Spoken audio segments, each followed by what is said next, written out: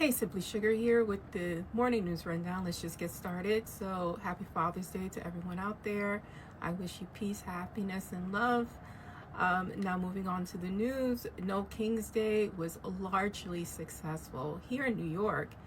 I couldn't go. I have an injury, but my husband went to work early. He went 2 hours earlier than necessary, to send me photos, to video chat with me so that I can have the experience of being there without being there. It was an amazing event, and I can only imagine what people were feeling who were marching.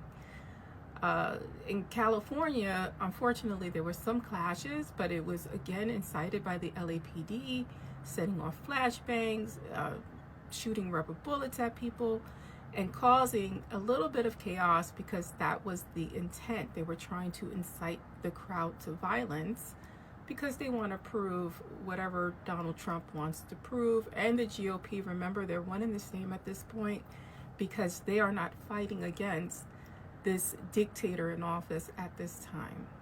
Yes, the military parade went on yesterday and it was a failure. It was empty.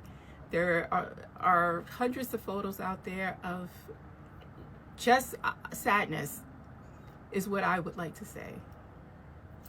Moving on, the manhunt for Vance Luther Bolter continues. Now, this is the person, 57-year-old Vance Luther Bolter, who is suspected of killing Minnesota State Representative Melissa Hortman and her husband. He's also accused or suspected of shooting Senator John Hoffman and his wife. Bolter is believed to have impersonated a police officer driving fake police SUV containing a manifesto and No Kings flyers. There's a list of about 70 political targets were also found in that manifesto. It is a political killing and execution that took place. He is confirmed to be a Republican, voted Republican in the last election.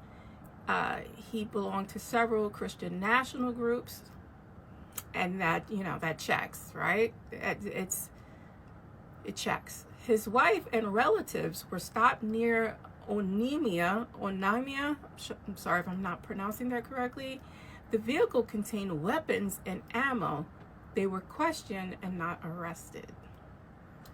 In other news, in an escalation between Iran and Israel, Iran launched another wave of missiles at Israel, with sirens sounding in Haifa, Tamra, Bat Yam, and Tel Aviv.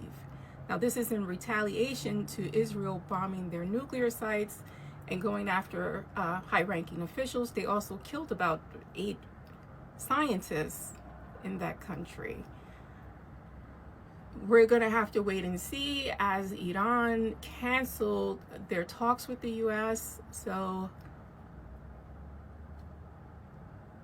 again, we have to wait and see what takes place between Iran and Israel, and if the U.S. is going to have any additional involvement in that conflict. That is the morning news. I'm Simply Sugar. Please like, follow, and share if you can.